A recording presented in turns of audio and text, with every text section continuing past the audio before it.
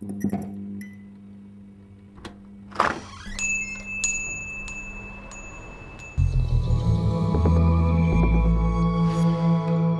evening, ladies and gents. Thank you for coming today. You are in for a treat. So quite a varied evening ahead of you. I'm very excited. I hope you are too. Thank you very, very much for nominating, voting to get in these ladies here.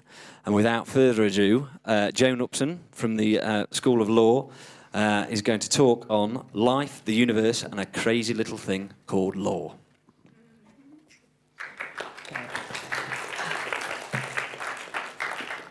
Thank you all. Thank you all in so many ways. I know each of my colleagues will be saying this, but this is the most overwhelming thing. Indeed, one of the most overwhelming things in my life. Thank you. If you are here for an in-depth intellectual presentation, you might want to go get coffee and wait half an hour. Okay. If you're old enough or young enough to know about the hums of Pooh Bear, then you can relate to what is about to follow. Because I'm not intending to tell you about the substance of the law. I'm not intending to be academic, intellectual, and in-depth. But I am going to say many things which might explain a few things about me. Things about the law, things which for me float my boat, create the joy of what I do and what I hope we do together. Okay. So, here we go.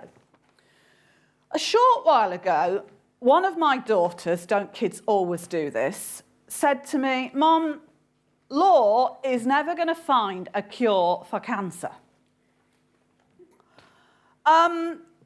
That's my legs cut out from beneath me. She's true, it's right, but the thing is, nonetheless, law is necessary.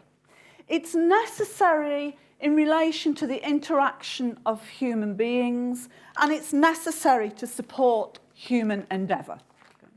Any of you who have siblings will know right from the moment that the two of you or three of you existed in this world, it was necessary for somebody from time to time to be a referee. Okay? We know that's what human beings do best. They fall out. Okay? Here's where the law comes in. Now, the problem I have with the 21st century, I do live in the 21st century, but there are several things that really, really upset me about the 21st century. And one of those things is, I'm going to say, the dishonour that goes on in the 21st century surrounding the area of intellectual pursuit which is dear to me, the law. Okay? We know all about the idea that where there's blame, there's a claim. We know all about the scandal, not of mis-selling of PPI, but what has happened since then in the trying to sort it out and get each of us the just rewards that we deserve. It upsets me. I know that whenever anyone phones me at home trying to sort life out for me and getting me a huge chunk of compensation, I know they're only doing their job, and I respect that, and I do not get cross with them. But inside is another matter altogether. This claim-blame culture, the images and sound bites that we're bombarded with, hides and undermines the law. Okay. It overlooks the valuable utility of the law in our lives, in our society, and even in our economy. Now, I don't plan to present you theorists of this side or that side this evening, but just to tell you all about the thing that is dear to me, that crazy little thing called law. It's not even, in fairness, that crazy little thing called law in general, but it's that crazy little thing called the law of England and Wales. Now, I am sure that the law of other cultures is equally as stimulating. I haven't been there, I've been to the places, but I haven't practiced or studied academically law in France, Germany, or wherever. I tend to think, from what I know about their legal cultures, that I might find it a little sterile compared to my own. Okay? But I don't know. I do know, however, that English law is something that is challenging, is fascinating, and is, for me, a great joy. Okay? Might make me a bit of a weirdo, but that's the truth. So let's think about this. One of the things about English law for me is that so much of it comes from real things, that it dates back for so long in the past, and there has been this continuity to allow change, organic growth, all in relation to real live difficulties and problem scenarios. Yes, we have Acts of Parliament, and certainly the growth in legislation through the 20th into the 21st century, I might even consider quite alarming. But nonetheless, it's important. But the core and much of what goes on in our law is still there in case law, in the courts, responding to problems of real life people living in a real live world. Okay. And it goes back in time. When I was young, I'd heard the phrase, time immemorial. I just thought it was old people speak for when I was a lad. Okay. Actually, as I became a lawyer, I realised, no, it means something. It's a weird thing. Time immemorial, the land before law. It means 1189. 1189, such precision, and an odd number at that. And I was talking to one of my colleagues the other day to say, I'm going to drop in time immemorial to this speech. And he reminded me, no, you're not being precise enough. It's not 1189. It's the 3rd of September, 1189. Put me in my place. And it's true.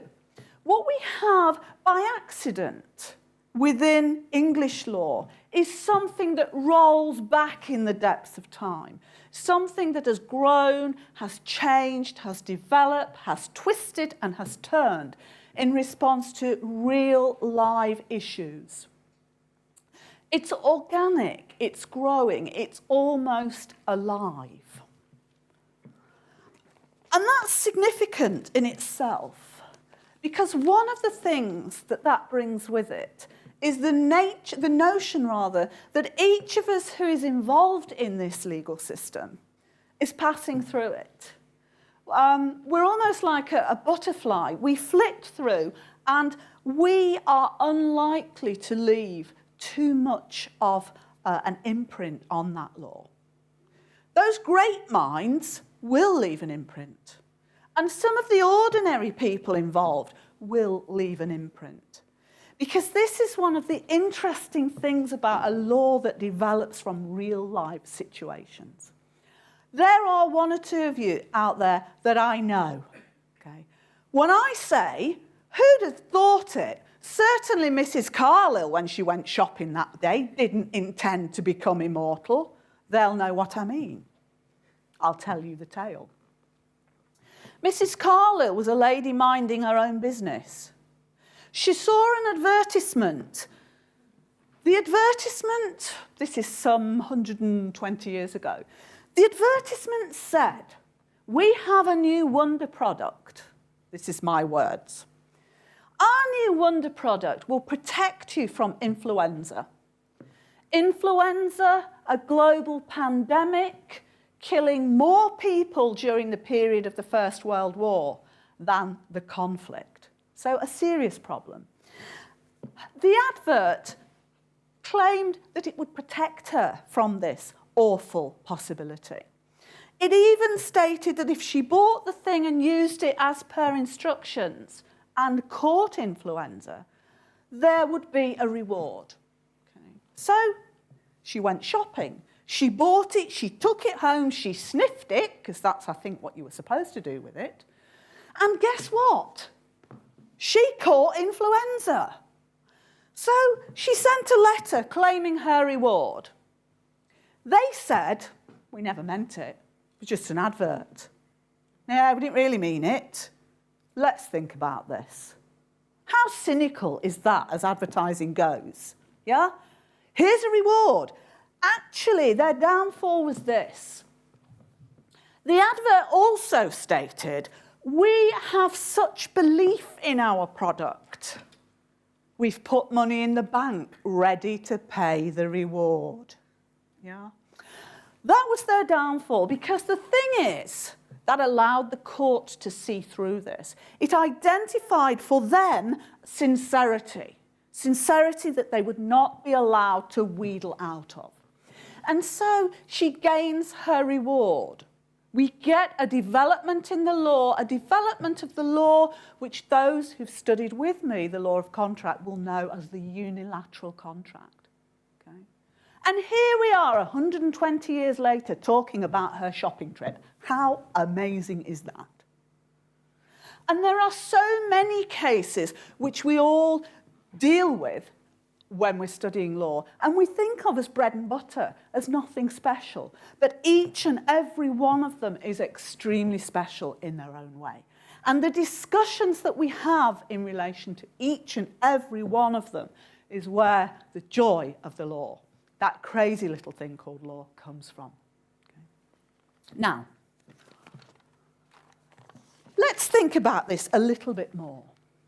We've stated, or I've stated, that the way in which our legal system works is that we can have unexpected legacies. We can have immortality, almost. Okay?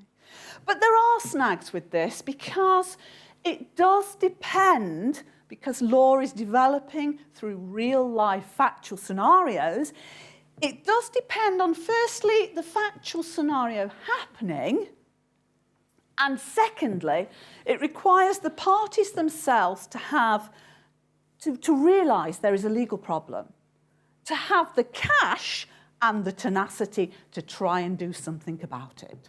So there are problems. It's not a straightforward thing. It's not as easy as creating and designing legislation. But it is, oh, so much more satisfying as far as I'm concerned. It means that I, my students, practitioners, learned judges, are custodians of this law. Each and every one of us has a role to play. We're not just administering that law, we're thinking, we're analysing, we're anticipating, we're shaping, we're cultivating this charismatic thing that is the common law. Okay. Each of us is carrying out that role. And I know that when I stand here sometimes, and there are nearly 400 law students in front of me, some of them will have a life in the law.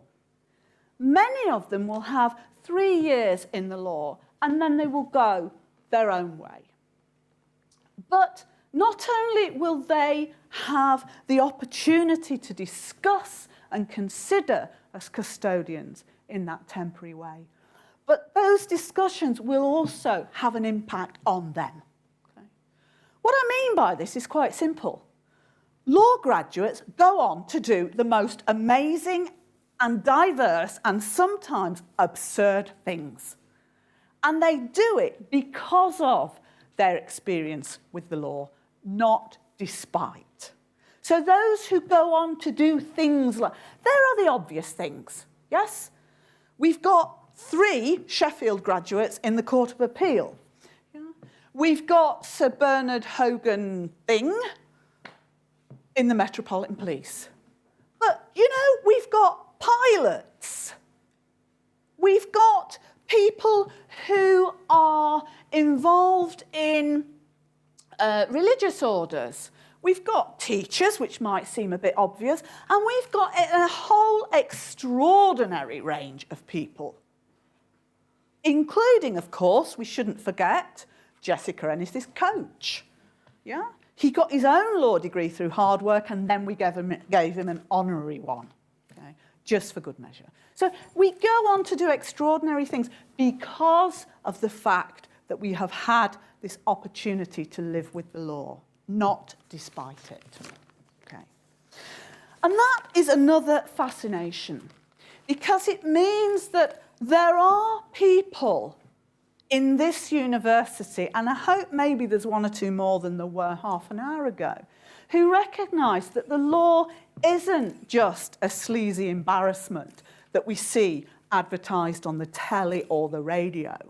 It's not just the pain in the backside phone calls you get at all sorts of times of the day asking impertinent questions, but that actually it's a really live, vibrant, living thing, and almost an organism, something to be respected in its own right. Okay. And what does it do? Well, it does all things, as I've indicated.